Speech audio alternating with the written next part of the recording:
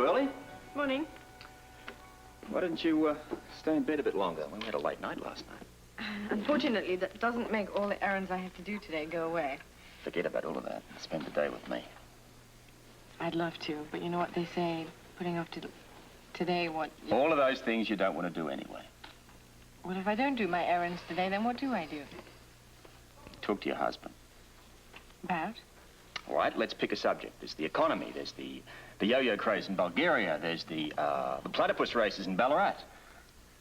How about Celia's wedding? That's certainly topical. I thought it was, unusual. My kind of turn, lots of booze. What about this Quentin character?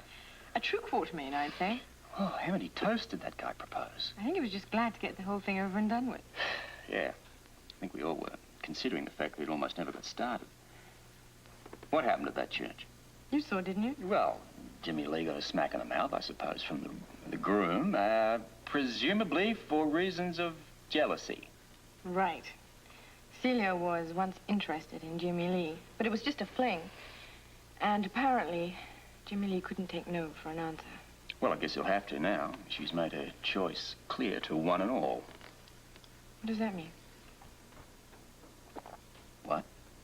You said that Celia has made her choice clear. Are you implying that I haven't? Oh, come on, what is this? It was meant to be a joke. But what were you implying, Robert? Look, I wasn't trying to draw any comparison here. Oh, I'm sorry. No, I'm sorry. Your choice is clear to me. That's all that matters. I know, I'm sorry. I shouldn't have snapped at you. I kind of liked it. Really? Sort of like pinching oneself to make sure you're not dreaming. I'll have to remember that. Anyway, the important thing is that Celia and Grant are married and they're safely in each other's arms. One of these, and you're all through. What's this one? Iron, very important. Then how come you didn't have one? I took the lecithin. Oh. Well, what happened to the days when all the vitamins came in one pill? Be a good girl and take your pill for Robert.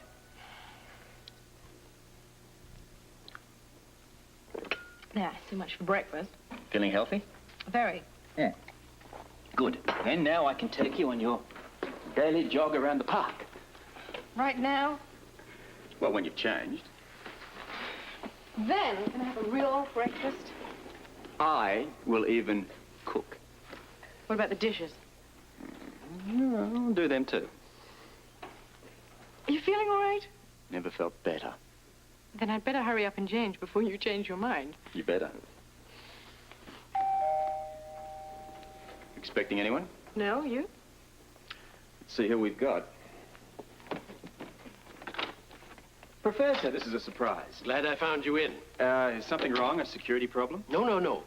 I'm here as Grant's best man, delivering a little something he asked me to deliver. Oh, what's this? A gift from Grant to his ushers. They usually hand them out at the bachelor party.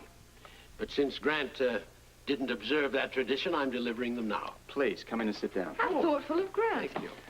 Yeah, well, very thoughtful of you too, Professor. I mean, I'm surprised that you would take time off from your work for this. Yes, well, I rather surprised myself a bit. But you know, I've gotten very fond of Grant. Yes, well, he's certainly fond of you. I know. But I was very surprised when he asked me to be his best man. You knew each other before Port Charles, then? Oh, very casually. But since coming here, he's turned out to be quite a friend. In many ways, he's like the son my late wife and I never had. Well, I think we're all rather fortunate to have Grant's friendship. Do you know Celia well?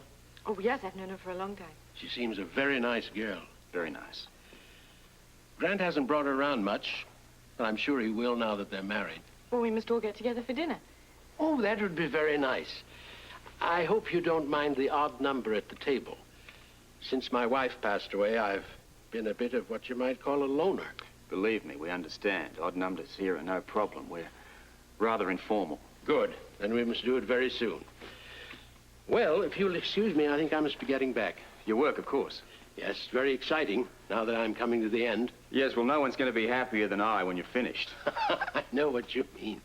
Well, you have your present, And I'll be thinking of that dinner, Mrs. Scorpio. Well, as soon as Grant gets back, we'll start making plans. You two have a nice day now. You too, Professor. Thank you. Bye-bye. Bye-bye. Nice enough fellow. Certainly fond of Grant. It's good he has someone. He seems sort of lonely. Anyway, I'll get into my jogging suit. I'll be in the comm room.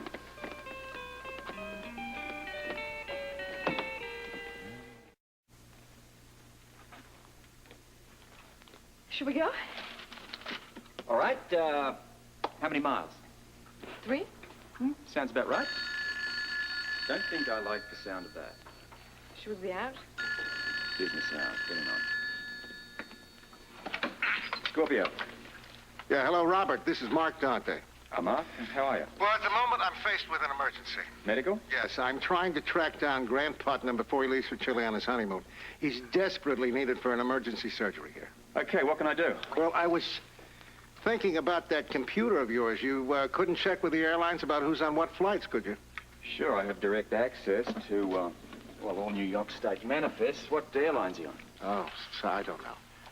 Okay, well, there can't be too many going to Chile. Let's see what I can come up with here. Well, shall I call you back? No, hang on. I should be able to do it right from here. Let's think. He'll be going from New York. Well, let's try Kennedy first. Right. Okay. Hang on. Coming up. We have 2 flights. One at noon, one at 8 p.m. Uh-huh. Why don't you try the noon one first? Okay.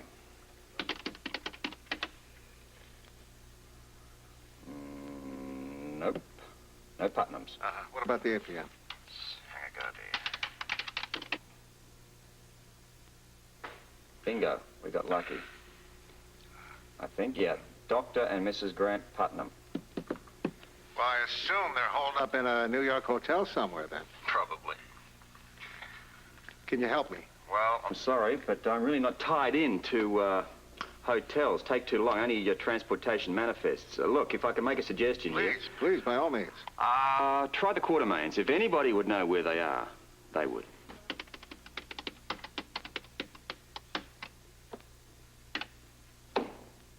All finished.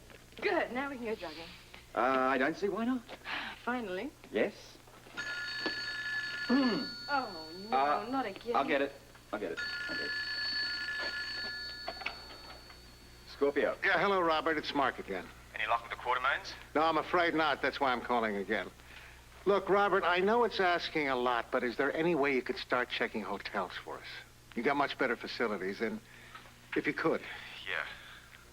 No problem. I'll get right on it, Mark. There's no chance Celia mentioned to Holly where they were going? Well, I already asked, and she doesn't know either.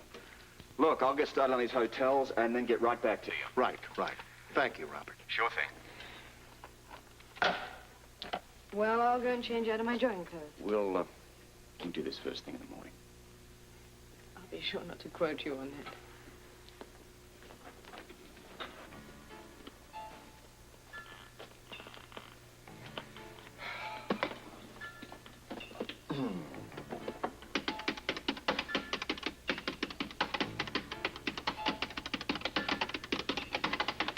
Okay, Hal, let's try with the 5 stars.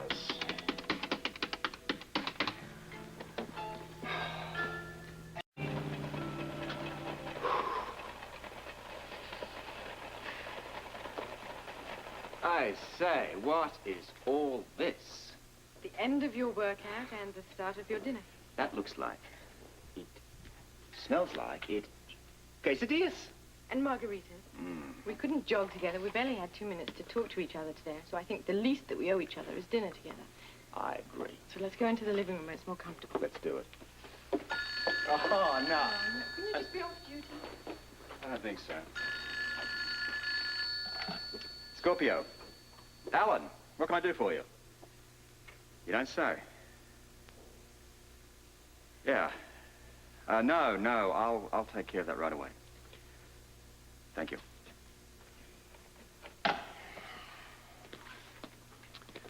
Alan, Quartermain?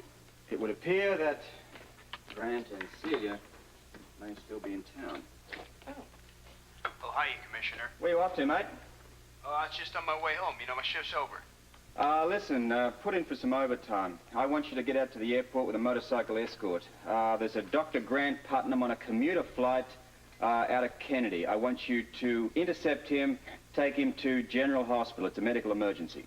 Well, what if he refuses, sir? You know, doctors sometimes do that. Well, say he's not on call or whatever. It happened Look, I tell you what, tell him it's his piano player friend, Chris. You won't have any arguments from him. I'll get right on, sir. And call me back with the results. Right.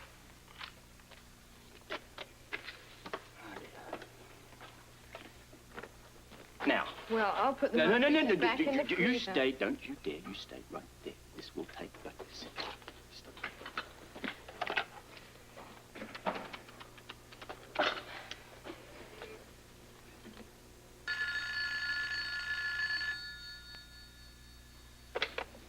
Yes? Natalie Dearborn, please. This is Mark, Robert.